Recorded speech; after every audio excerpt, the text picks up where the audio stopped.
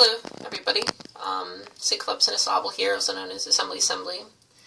And first of all, I'm seeing someone who's right awesome. I just want to share that with you. I was going to make a video with them to post, but they're really, really shy. And I don't want to make a video where they're shy.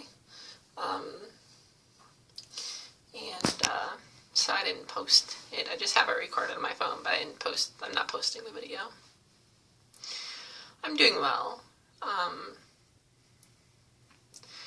I watched, I'm going to buy the person's book, this person who is a medical journalist and who has discovered through their research of medical journals and medical tests and these things, studies and these things, that antipsychotics, neuroleptics, any psychotropic medication really doesn't really work in the long term, that it actually makes things worse.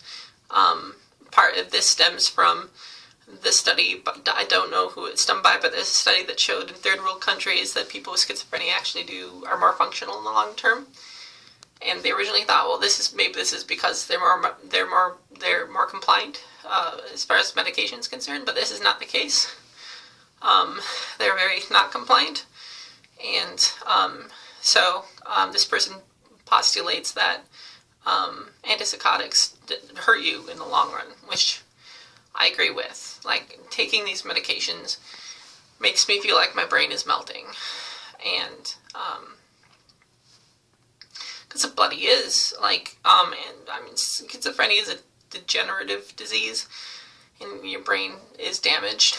But to have the medication that supposedly helps you damage you as well is just miserable.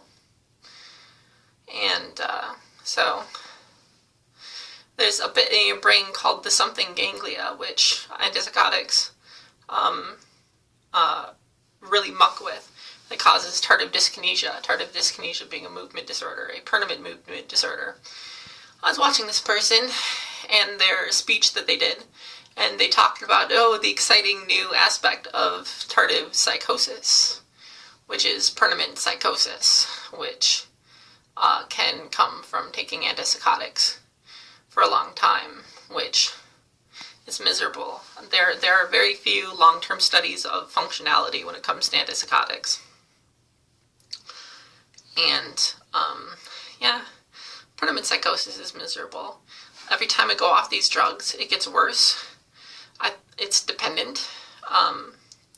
Every episode is worse when I get off of them. Breakthrough episodes are worse. Well, they're not worse than my initial episode, but they build up breakthrough symptoms, and I've had a few breakthrough symptoms lately. There's a place called Four Seasons here, and the waiter was talking, and they were echoing in my head, and so like, you're echoing. Like, why are you echoing? And a few other things. Just being confused with my friend, not knowing what she's saying, even though I know what she's saying is rather simple. Like, I can't understand what she's saying. And a few other things. Some things that are embarrassing, and some things I don't really want to talk about. So I won't, because I don't talk about everything on YouTube. And, so yeah, antipsychotics being miserable in the long run is miserable. I'm taking these drugs for a long time,